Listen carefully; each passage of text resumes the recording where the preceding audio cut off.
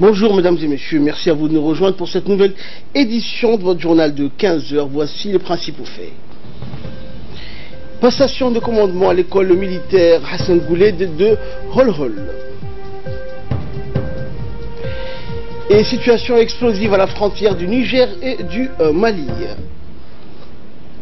Merci à vous de nous rejoindre sur Télé Djibouti. Le ministre de l'Éducation nationale et de la formation professionnelle Moustapha Mohamed Mahmoud a dirigé hier les travaux d'une importante réunion de restitution de la mission de travail qu'il a effectuée du 16 au 21 avril dernier à Washington DC pour participer aux réunions du printemps de la Banque mondiale et du Fonds monétaire international. Samatar Saïd nous en dit plus. La rencontre qui s'est déroulée au siège du MENFOP a vu la participation du secrétaire général du MENFOP, M. Mohamed Abdallah Mayoub, des directeurs généraux, de l'ensemble des hauts cadres des responsables du ministère, mais aussi les inspecteurs et les chefs de service. Après un rapide énoncé de l'ordre du jour de la réunion par le secrétaire général, le ministre de l'Éducation nationale et de la formation professionnelle, M. Moustapha Mohamed Mahmoud, a d'abord mis l'accent sur l'impérieuse nécessité de conjuguer tous les efforts de travail en bonne intelligence afin d'atteindre les objectifs de qualité dans les enseignements d'apprentissage. Puisqu'il a évoqué le nouveau projet d'amélioration de l'école djiboutienne conclu avec la Banque mondiale qui a octroyé une enveloppe de près de 26 millions de dollars sur une durée de 5 ans. Le ministre a insisté sur l'intérêt du partage d'informations, des responsabilités, mais aussi les redditions des comptes et l'évaluation ainsi que l'auto-évaluation pour que toute la chaîne de responsabilité soit impliquée dans le succès du projet de transformation de l'école djiboutienne. Et également dans l'actualité nationale, le ministre de l'énergie chargé des ressources naturelles, accompagné donc du ministre du commerce, Hassan Hamad Ibrahim, a entrepris donc dans la journée d'hier une visite au village de Gorabouz dans la région de Dikil. Et pour Samatar Saïd est avec nous donc sur ce plateau pour nous en dire plus. Alors Samatar, quel était le but de cette visite dans cette localité du ministre de l'énergie, Samatar? Eh bien, Ahmed, cette forte délégation également composée du secrétaire général, du ministre de l'énergie, M. Mohamed Kilaouaès, et du directeur général du société, M. Dabal Adaoué, ainsi que du directeur de l'énergie, M. Gouled Mohamed, et de son équipe ont été accueillis par le préfet Udiki, la part intérim, le président du conseil régional et les notables de la localité de Gorabouz. L'objectif, Ahmed, cette journée a été la distribution des kits solaires pour les villages isolés du réseau électrique de l'EDD. La délégation a été accueillie chaleureusement par les villageois sous les applaudissements. Par ailleurs, les villageois ont exprimé leur gratitude envers les ministres pour l'attention qui a porté le gouvernement djiboutien vis-à-vis de leur manque en électricité. L'ensemble des kits Ahmed solaires suffisants pour 100 ménages va permettre d'améliorer les conditions de vie des villageois dans plusieurs aspects de leur quotidien. Merci Samatar pour toutes ces explications. Et dans son intervention, le ministre de l'énergie Younis Ali Gedi a rappelé l'importance de ces kits solaires pour les habitants des localités reculées. On l'écoute. Pour toute la population de Gorabouz. Je crois qu'aujourd'hui, Gorabouz a les moyens de s'illuminer et, Inch'Allah, dès ce soir, nous souhaitons que Gorabouz sera illuminé et c'est dans ce contexte et cette politique du gouvernement de la République de Djibouti, à sa tête le président de la République, Al-Hajj Ismaël Omar Guelleh, pour pouvoir illuminer les villages et villes que compose Djibouti, la République de Djibouti, et nous travaillons en matin, midi et soir pour, Inch'Allah, que nos concitoyens aient de l'électricité, mais de l'électricité à bas coût, de l'électricité sur les énergies renouvelables. Et donc nous allons y déployer encore, et cette caravane va se poursuivre sur l'étendue du territoire, Inch'Allah encore.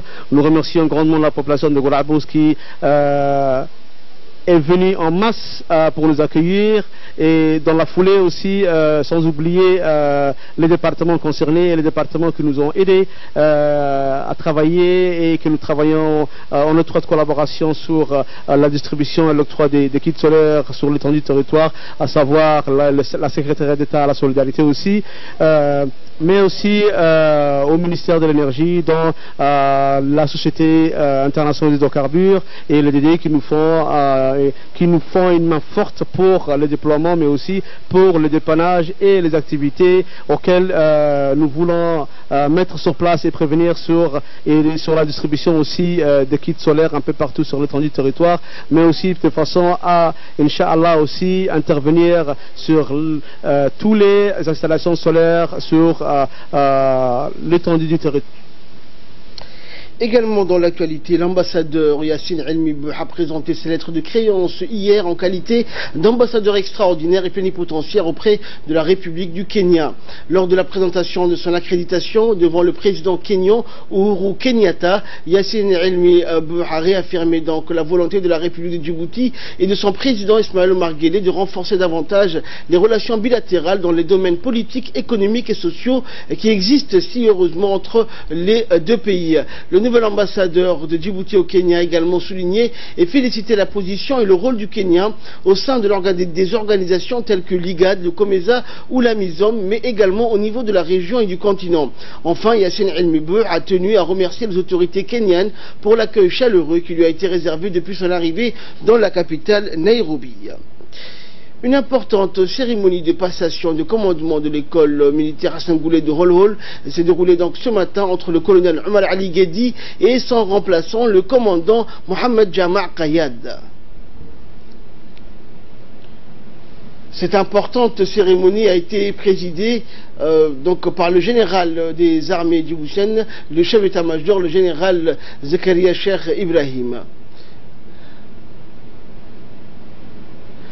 Arrivé par hélicoptère, le chef d'état-major général des armées, Zakaria Cheikh Ibrahim, accompagné du chef d'état-major à la défense, le général Ousmane Noursoubaglé et son adjoint, le général Tahir Ali Mohamed, ainsi que le général Ali Hassan, conseiller également, chef d'état-major de la gendarmerie nationale, le colonel Zakaria Cheikh Ibrahim, le directeur général de la police nationale, le colonel Abdullahi Abdi, et le chef d'état-major général des armées avait également à ses côtés le colonel Omar Ali, et il a passé donc en revue les troupes d'honneur postées devant l'école militaire Hassan Goulet de Holhol et a salué les hauts responsables militaires.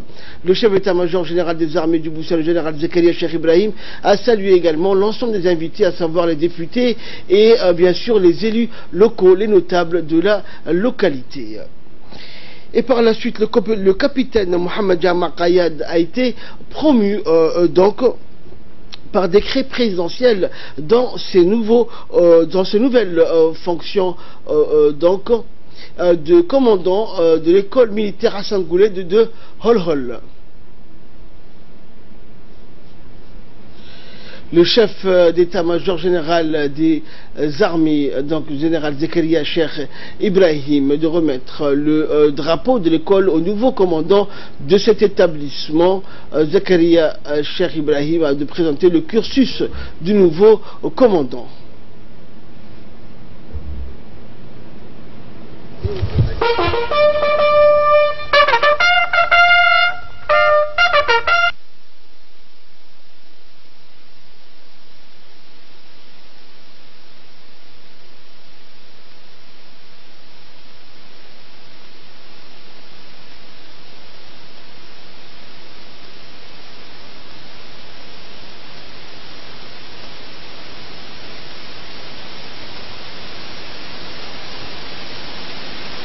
Et à partir de pouvoirs que nous sommes conférés, nous sommes officiers de grande étoile de la République Djibouti.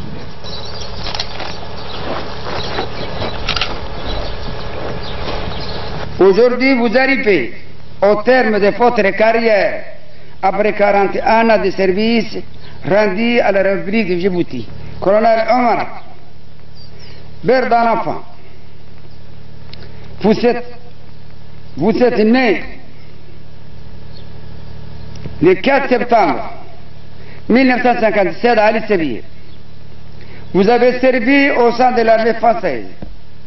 du 1er octobre 1975 jusqu'au 30 juin 1976, puis intégré l'armée djiboutienne le 1er août 1977 au grade de Gabra-chef.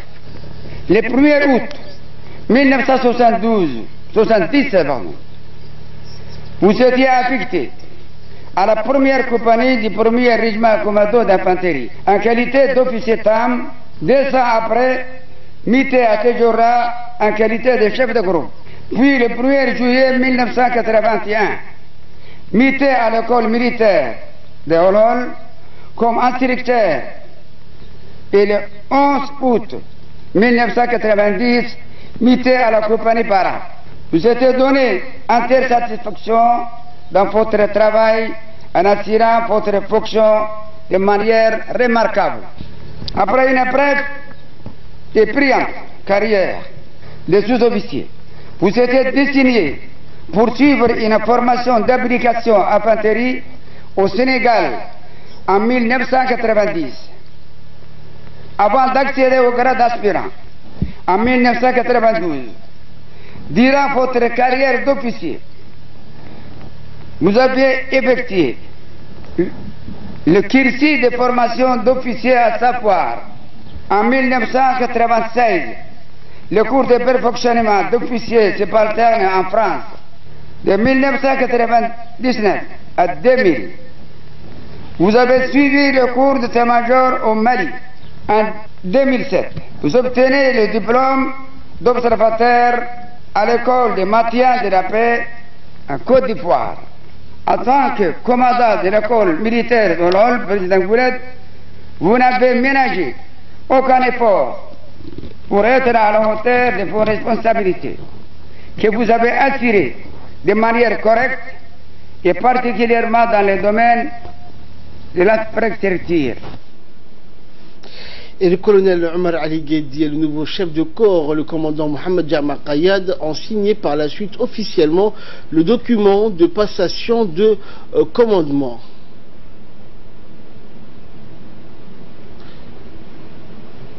À compter du séjour le 5 mai 2018, est nommé au grade de commandant à titre exceptionnel à compter du 10 avril 2018. Centurien d'origine, le commandant Mohamed Jama Kayad, diplômé d'un Master 2 en relations internationales de sciences politiques de Paris et un Master 1 en histoire contemporaine de l'université de Comté à Besançon, en France. Vous avez aussi servi de 2002 à 2005 en qualité de professeur d'histoire-géographie au collège d'enseignement moyen de Charles de Foucault. Doté d'une expérience dans le domaine de l'enseignement, vous avez assuré le cours de formation à l'exercice de l'autorité aux jeunes officiers de l'Académie entre-armées d'Arta, jeunes officiers sportifs aux connaissances très développées. Le commandant Mohamed Jama Kayad donne pleinement rendement au quotidien et possède toutes les compétences requises pour mener à bien la mission qui lui a été confiée.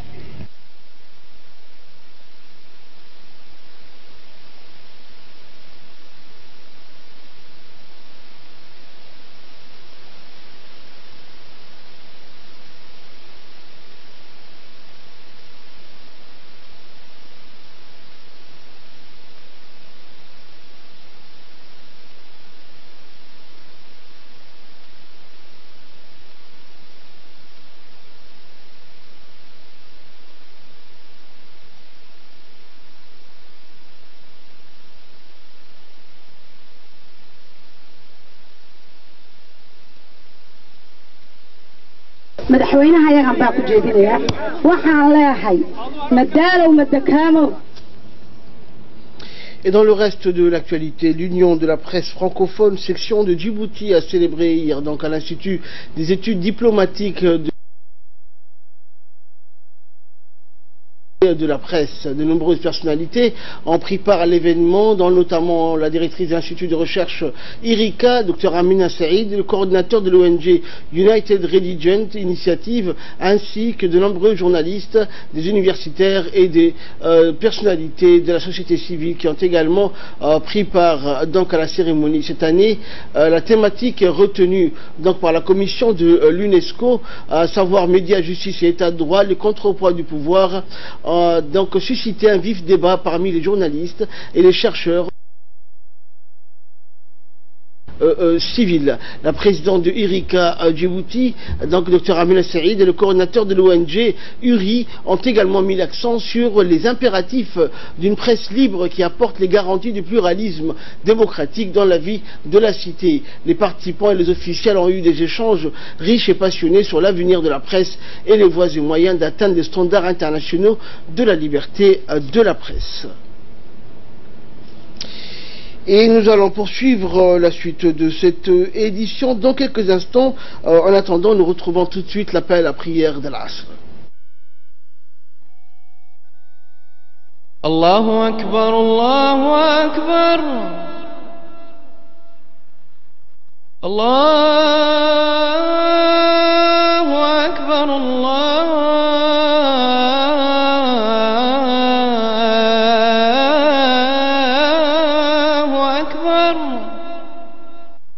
أشهد أن لا إله إلا الله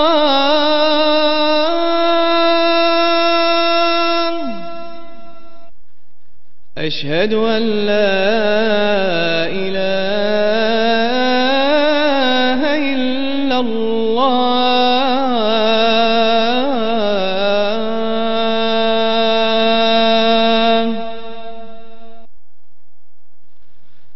أشهد أن محمدا رسول الله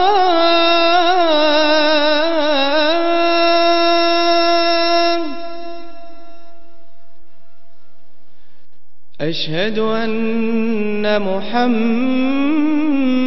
رسول الله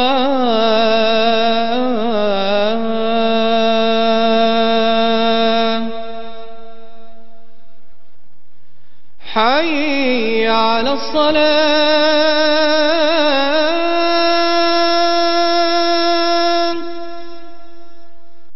حي على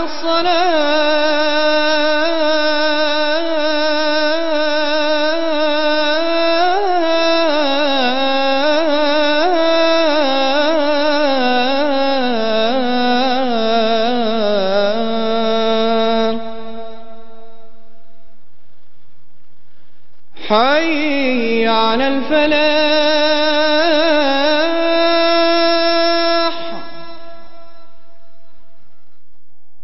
حي على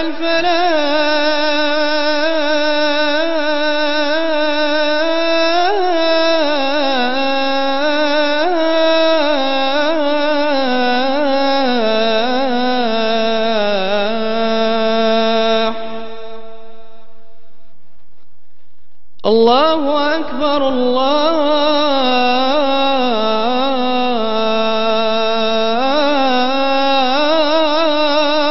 أكبر لا إله إلا الله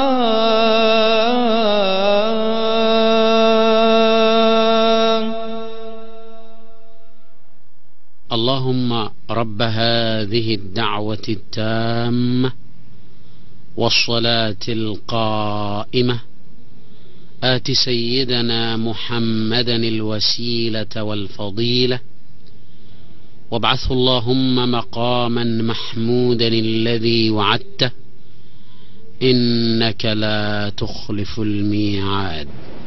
Voilà, donc c'était l'appel, la prière de l'Asr. Nous retrouvons la suite de notre édition. Autre célébration également, cette fois-ci de la journée du livre qui a été célébrée donc par l'école Farandole à Djibouti. La journée donc a été riche. Les élèves de l'école Farandole des classes maternelles ont présenté des différents albums à l'occasion de la journée mondiale du livre. Cette année, la journée mondiale du livre coïncide donc avec la fête de fin d'année pour ces élèves. Ces deux fêtes donc ont permis aux élèves de sourire avec leurs enseignants et leurs parents en présentant différentes danses traditionnelles et des sketchs. La cérémonie a débuté par l'hymne national chanté par les élèves des classes maternelles en tenue donc de représentant les couleurs du drapeau national. Et pour sa part, le directeur de l'école Farandole, M. Yayo, a remercié les parents d'élèves et les responsables, les enseignants qui ont facilité la réussite de cette journée. Moi, section, on apprend si c'est le bout. Au-dessus de ma maison,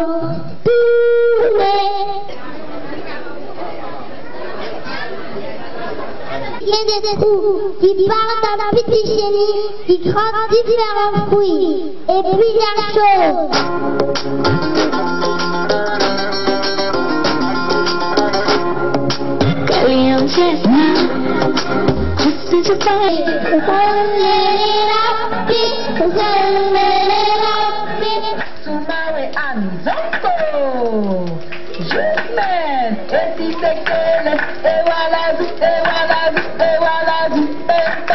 Le fait de livre, elle est créée en 1995. Cette journée fut initiée par l'UNESCO en mémoire de décès des grands auteurs. Il s'agit de mobiliser l'ensemble des enfants, des parents, des personnes qui écrivent des livres, des écrivains, dans un esprit festif pour renforcer l'importance de la lecture. Santé à présent, la caravane médicale a bel et bien débuté ses activités de consultation dans la localité de As'ila, dans la région d'Ikil, où une équipe composée d'une vingtaine de médecins spécialistes sont à pied d'œuvre pour dispenser soins et assistance à la population rurale, et ce depuis mercredi 2 mai dernier. La suite dans cette séquence. La caravane médicale a bel et bien débuté ses activités de consultation dans la localité d'As'ila, où une équipe composée d'une vingtaine de médecins spécialistes sont à pied d'œuvre pour dispenser soins et assistance à la population rurale, et c'est depuis le mercredi 2 mai dernier. En effet, après les caravanes médico-chirurgicaux dans les différents chefs-lieux des régions de l'intérieur, le ministère de la Santé a lancé des caravanes cibles dans les localités ruraux du pays, et c'est dans la localité d'As'ila que le convoi de la caravane a débuté jusqu'à sillonner les deux localités par région au profit des populations ruraux des régions de l'intérieur. Ainsi, la caravane a posé son bivouac au sein du poste de santé d'As'ila qui abritera ses activités de consultation des soins spécialisés durant une semaine. Et à cette occasion du lancement officiel de cette édition, sous le préfet de la localité d'As'ila, M. Moussa Ahmed, s'est rendu sur le chef-lieu pour s'enquérir des visus du bon déroulement des activités en procédant une visite de courtoisie en compagnie du directeur de région sanitaire. Parmi les spécialistes proposés par la caravane, on compte la gynécologie, l'obstétrique, la pédiatrie, la chirurgie ophtalmologique, la stomatologie, la cardiologie, la néphrologie ou encore la dermatologie. De plus, d'autres prestations de prévention comme le dépistage du cancer de col, l'utérus sont également disponibles au service de la jante féminine. À la suite de cette visite guidée, le sous-préfet de As'ila a exprimé sa profonde gratitude à l'ensemble des membres de cette caravane pour leur sacrifice sur l'autel de l'amélioration de la santé et du bien-être de la population de As'ila, qui bénéficie de cette stratégie de la proximité, de la facilitation d'accès aux prestations spécialisées de qualité. Il s'agit en effet de la politique sanitaire prônée par le ministère de la Santé, qui vise à garantir l'accès aux soins, aux prestations spécialisées à tous et à travers cette initiative périodique de la caravane médico-chirurgicale en faveur de l'élargissement de la couverture sanitaire à toutes les couches de la population et sur toute l'étendue du territoire national. Et le conseiller du ministre de la Santé, Moussa Hassan, donc, a souligné les bienfaits de cette caravane sanitaire en évoquant son apport incontestable à l'amélioration du bien-être de la population qui bénéficie sur place de soins de santé de qualité et des prestations spécialisées. On l'écoute. caravanes médico-chirurgicales. Ce sont des mini-caravanes, c'est au niveau des localités. Donc ce n'est pas la première fois que cette caravane a eu lieu dans le district de Dikil. Donc aujourd'hui, on demande à la population de Gobaad de profiter de cette occasion qui est, comme on a, dans lequel il y a plusieurs spécialités. Donc on a rapproché le troisième niveau au niveau de localité. Normalement, c'est au niveau de Djibouti-Ville que les opérations, les spécialistes ont lieu. Maintenant, on les a rapprochés au niveau de localité. Donc les gens qui n'ont pas les moyens pour se déplacer dans la capitale, ni au niveau de la région, doivent profiter de cette occasion. Et moi, je représente aussi le ministre de la Santé en tant que conseiller technique. Donc, on demande... Donnons suite à leurs promesses tenues le 11 avril dernier au cours de leur réunion avec les élèves du lycée et les parents d'élèves. Les parlementaires de la région de Dikil ont procédé à la remise des annales de baccalauréat des deux éditions 2017-2018 aux élèves de classe de terminale du lycée d'enseignement général de toutes les séries et ceux du lycée technique de Dikil dans la matinée de jeudi dernier. La cérémonie de remise de ces annales s'est déroulée dans l'enceinte du lycée d'enseignement général de Dikil en présence de deux parlementaires, Mohamed Hassan Farah et Mohamed Aden Jama', des autorités locales, notamment de l'adjoint du préfet Youssouf Ali, du président du conseil régional. Et bien sûr, cette noble initiative vise donc à aider les candidats du baccalauréat à mieux se préparer à leur examen, a été donc vivement saluée par la communauté dikiloise qui par ailleurs espère qu'elle contribuera au rehaussement des taux de réussite des candidats de la région au baccalauréat de cette année.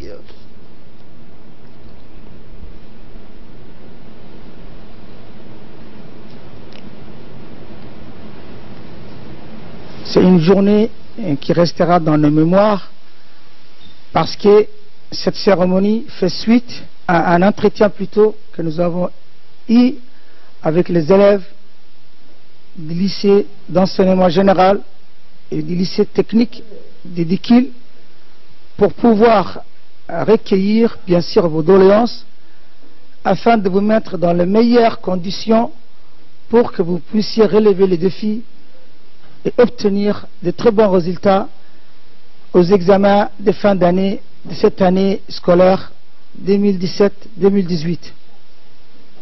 Cette initiative venait pour la première fois de nos parlementaires ici présents, que franchement ça vient du fond de mon cœur, que c'était une initiative vraiment à saluer, et moi en tant qu'autorité de la région, je les ai vraiment accueillis et je pense qu'il faut applaudir ce geste vraiment ô combien noble et social en faveur bien sûr de nos élèves de la région de l'unité, qu'ils soient en classe de 9e au CM de Dikil ou bien qu'ils soient au lycée d'enseignement général ou au lycée technique de Dikil. Et rappelons enfin que les parlementaires ont profité de cette occasion pour témoigner une fois de plus aux lycéens qu'ils étaient disposés à leur apporter leur soutien lors de leur déplacement à Djibouti pour subir les épreuves du baccalauréat afin de leur permettre de passer les examens dans des bonnes conditions. Nous remercions d'abord le ministère de l'Éducation nationale et de la formation professionnelle. Nous remercions aussi les parlementaires régionaux, les présidents du conseil régional et tous ceux qui ont contribué ou qui ont participé de loin ou de près pour l'octroi de ces annales gratuitement à nos élèves. Donc cela constitue en quelque sorte, vous voyez, l'augmentation des résultats à la fin de l'année, et nous souhaitons, Inch'Allah, avec l'aide de Dieu, que cette année, les résultats seront encore meilleurs. Et l'association djiboutienne de badminton a clôturé un tournoi de la saison sportive 2017-2018. En effet, la finale de ce tournoi a été disputée au centre des sports de Gabon. Donc a opposé trois équipes djiboutiennes, à savoir l'hôtel La Siesta, une équipe du Héron et l'équipe de Sigma. Ce tournoi a débuté en décembre 2017 et vise à développer cette discipline. La finale a été remportée donc par l'équipe de l'hôtel La Siesta devant Sigma Auto sur un score de 21-13. Cette finale donc a vu la participation des membres de l'association djiboutienne de badminton, notamment son président et de nombreux jeunes qui pratiquent cette discipline.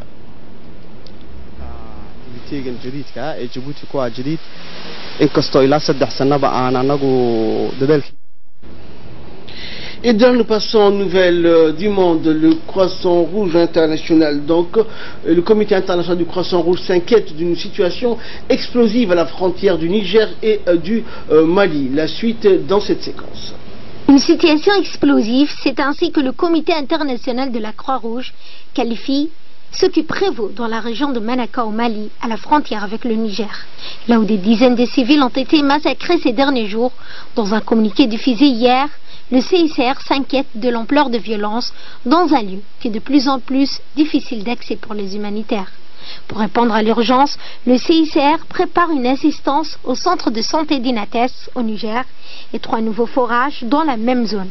Des banques céréalières et d'aliments bétail vont aussi être ouvertes dans de nouvelles localités. Le CICR espère que cette assistance fera baisser la tension entre communautés. Et à Hawaï, le volcan Kilauea est entré donc en éruption et a fait également un séisme de magnitude 6.9 à l'échelle de Richter. Reportage. L'entrée en éruption du volcan Kilauea sur la grande île d'Hawaï s'est doublée d'un séisme de 6,9 sur l'échelle de Richter. Hier soir, aucune victime n'a été signalée, mais plusieurs habitations ont été détruites. Selon l'Agence américaine de géologie et sismologie, le tremblement de terre s'est produit au même endroit que le séisme de 1975 d'une magnitude de 7,1 qui avait fait 2 morts et 28 blessés. 1700 personnes ont dû être évacuées dans la région. Le gouverneur a décrété ainsi l'état d'urgence pour débloquer des moyens supplémentaires.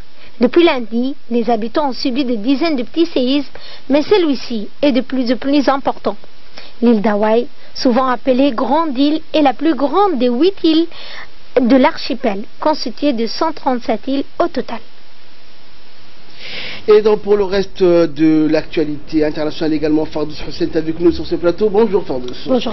Alors au Royaume-Uni, Fardous, les conservateurs font mieux que prévu aux élections locales. Bonjour Ahmed. Eh bien oui, certains prédisaient aux conservateurs de Theresa May une nouvelle contre-performance après les législatives de 2017 qui lui avaient coûté sa majorité absolue au Parlement. Cependant, le parti de la première ministre britannique Theresa May a fait mieux que prévu lors des élections locales qui viennent d'avoir lieu, confirment les résultats définitifs publiés aujourd'hui. Selon ces résultats définitifs portant sur la totalité de 150 conseils, ces élections locales ont vu les travaillistes gagner 62 sièges, les conservateurs en perdre 32. Les libéraux-démocrates ont gagné 75 sièges, les anti-Union européenne, fiers donc de faire de lance de l'eurosceptisme et qui a perdu la quasi-totalité de ses élus, s'est effondré avec la perte de 132 sièges. Les écologistes, eux, gagnent 8 sièges. Et enfin, Fardous, au Canada, des pires inondations depuis plus de 80 ans ont été enregistrées. L'Est du Canada, Ahmed, fait actuellement face à d'importantes inondations. En effet, le niveau de ces cours d'eau ne cesse de monter depuis quelques jours.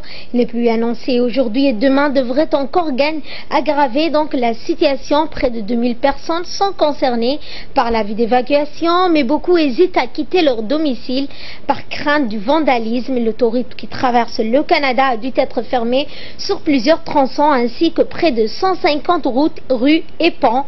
Des bateaux de la garde côtière canadienne et du ministère de la Pêche des Océans viennent en aide aux sinistrés qui se retrouvent isolés sur des îles tout juste sorties des eaux. Beaucoup se demandent bien quand le fleuve se retirera enfin. Merci Fardous pour toutes ces précisions. C'est la fin de cette édition. Excellent après-midi sur Télé Djibouti.